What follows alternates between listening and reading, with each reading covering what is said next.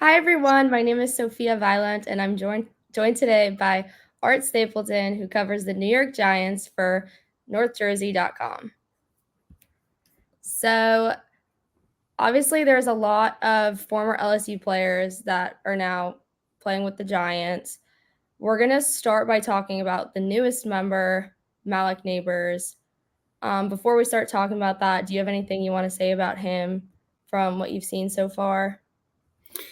Yeah, Sophia, thanks for having me. I think, when you look at Neighbors, coming in, obviously he came in with a lot of fanfare. I mean, you take a wide receiver, sixth overall in the draft, and expectations are high. And I think, we kind of don't get a true picture of what the full year is for these kind of prospects, where you go through your entire off season of college, then you get into a college season, a full college season, then you go into draft prep and combine prep, and then you get a week of downtime in between the draft, and then you roll right into rookie minicamp in the NFL, and then you're with the veterans. So I think there's always that 2-week period at the start of OTAs in the NFL where players kind of feel their way through. Now, the OTAs usually last about, I guess, 10 sessions.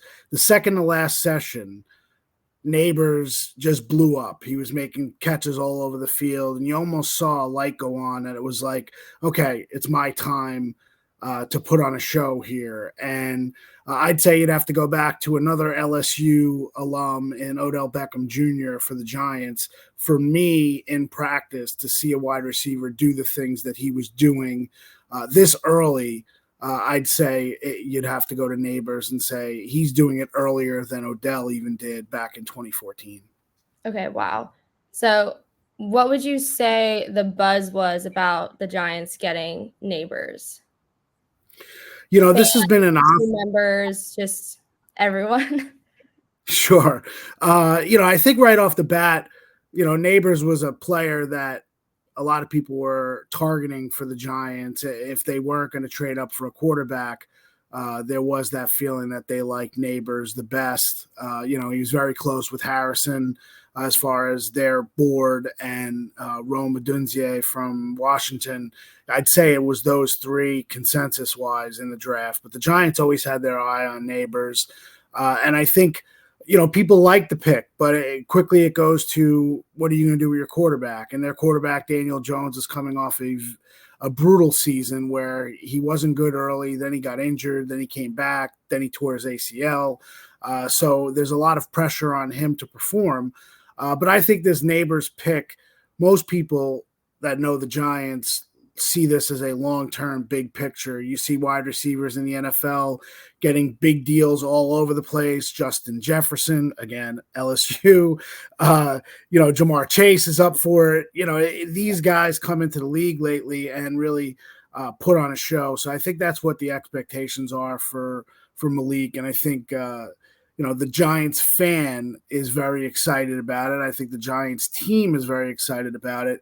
And I think the media is kind of, hoping that he gives us things to watch on a weekly basis. And the Giants really haven't had that since Odell. So you mentioned that kind of by the 10th session, he kind of had a major breakthrough. Do you think there was anything specific, or was it just a gradual improvement with him? I think the timeline, like I mentioned, I know it's a little inside football, so, people really don't want to, we're not here to talk about the NFL schedule, but what it does to the rookies is that they also have that NFLPA, the union rookie premiere, which is basically like an orientation for rookies. It's a lot of marketing. It's in LA, and it's right smack dab in the middle of the program. So he had to go out to LA to be around the other rookies, which is a great thing for him. But I think maybe it kind of, I don't want to say slowed his progress, but I think it got to a point where you're trying to feel your way through. The Giants see Neighbors as somebody who could line up all over the field. And I think that's where they're going to put him in. So it's about learning the what the quarterback likes. He's dealing with several quarterbacks. It's not just Daniel Jones, which is in 7-on-7, but he's dealing with Drew Lock, who is the backup, Tommy DeVito, who is quarterback number 3. So I think it was a natural progression. Actually, I think he came on sooner than people kind of anticipated. And when you allow your natural talent to kind of take over, Malik is going to be in a situation where he's competing against the best of the best, and he's already shown he can do that.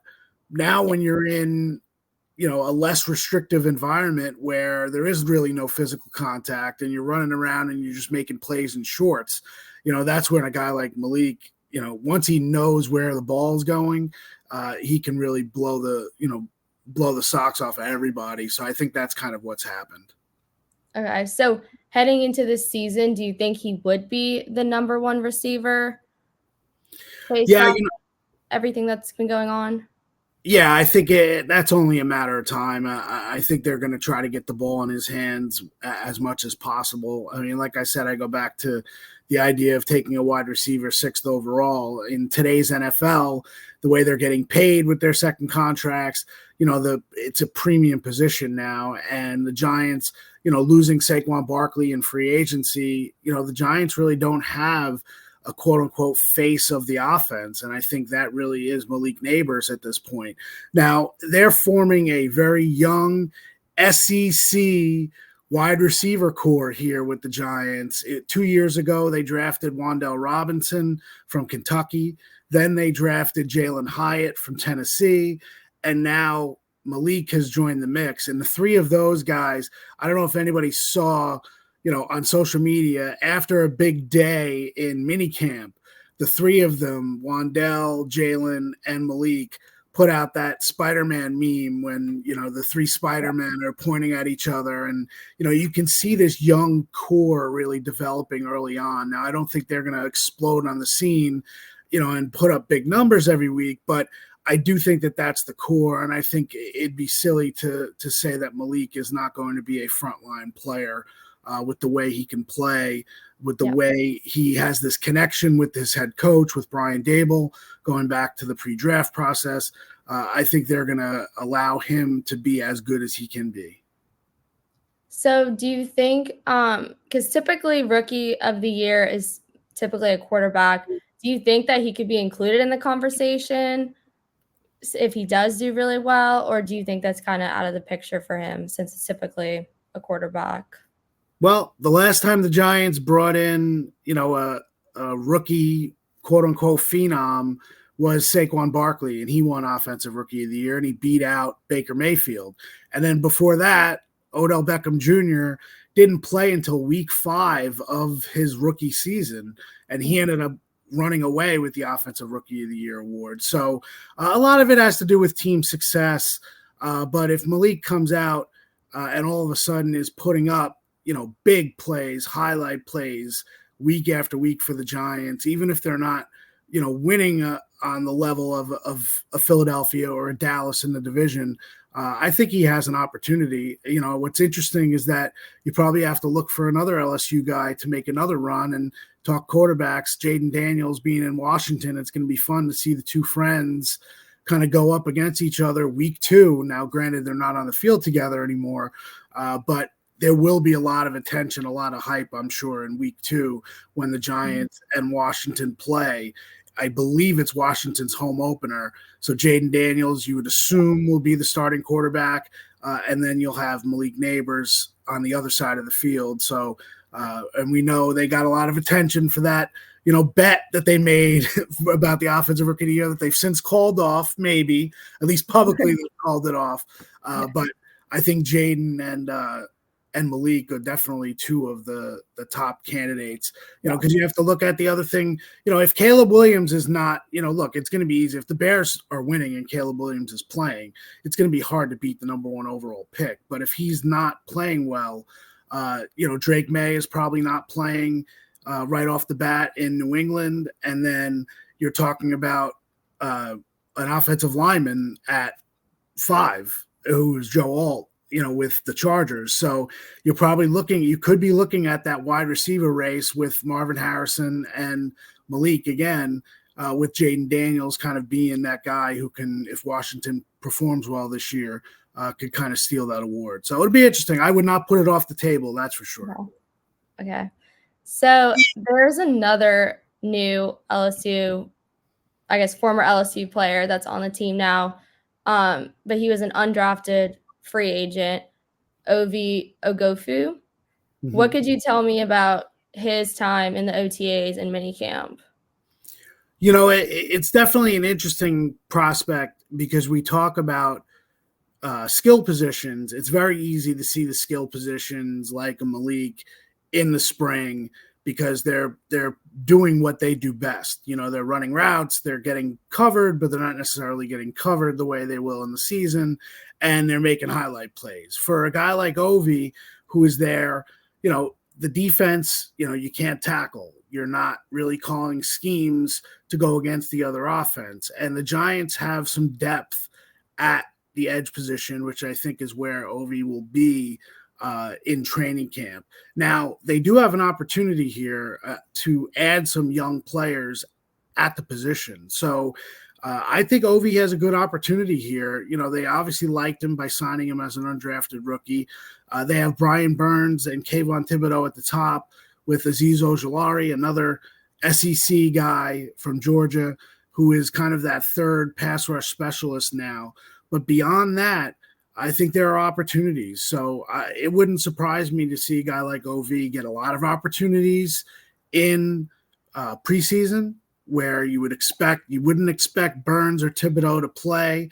So he gets more opportunities, starts impressing the coaches, and then you're kind of looking at a situation where if he's not going to make the 53-man roster, then maybe he makes a push for the practice squad. And at this point in the NFL, the practice squad is basically your bench. You know, there really is no difference if you're on the practice squad or on the 53. If you get called up on a week-to-week basis, you get the same pay amount. So I think he's got a chance. And, you know, it'll be interesting to see. You know, the Giants love their LSU players, even going back to having Corey Webster here.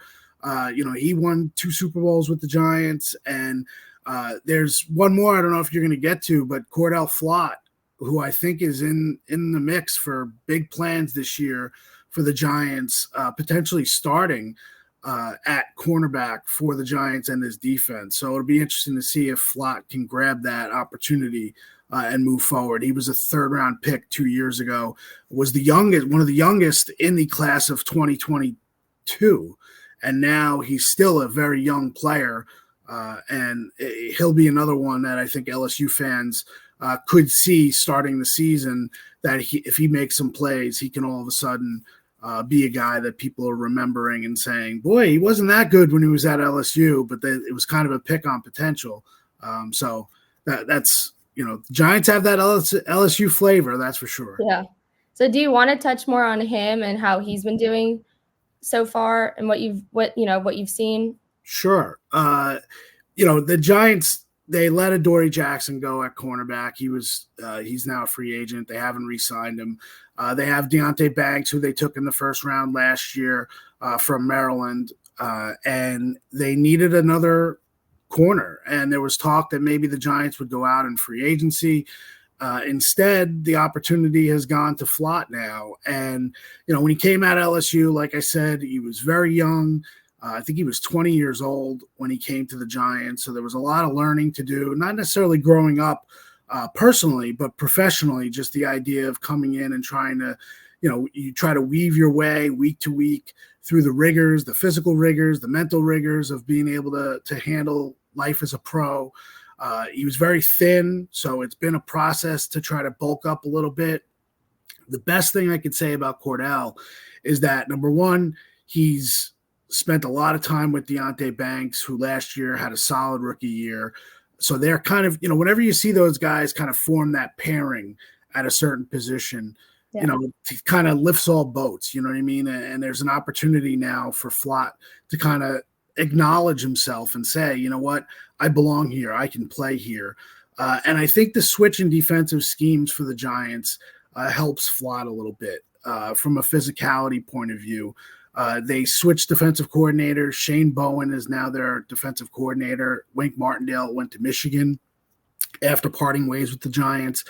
The Giants played a very blitz-heavy scheme, and that put their corners on an island. And for Flott, as he was trying to kind of get to that level in the NFL, it wasn't easy because he's now playing on an island. If you get beat as a young player early in the NFL, it's hard to shake that.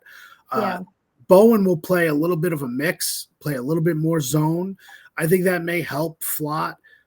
He even said a couple weeks ago when we talked to him that he thinks this scheme gives him more of an opportunity to kind of settle into that position and see if he can play it. So I think Flott, look, this administration with the Giants is going into year 3. He was one of their first picks. They're going to give him an opportunity to show that he can play, and it's time to show that he can play in this league. Yeah. Well, I'm really looking forward to watching the Giants, especially now that there's so many former LSU players. Thank you so much for your time. Do you want to tell the viewers where they can view your work and your social media handles? Absolutely. And again, thanks for having me. It's always great to talk to the places where the players come from, because we know that audience always sticks around. You could find me on social media at X and Instagram, Art_Stapleton, Stapleton. My work is on northjersey.com, and I can be found in the USA Today, across the USA Today network.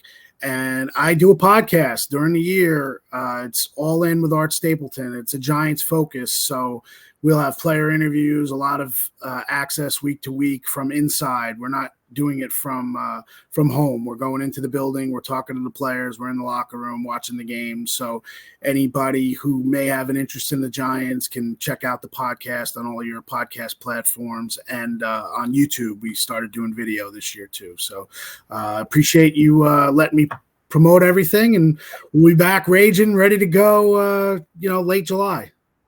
Awesome. Well, thank you so much. Have a great day. Thanks a lot, Sophia. Appreciate it.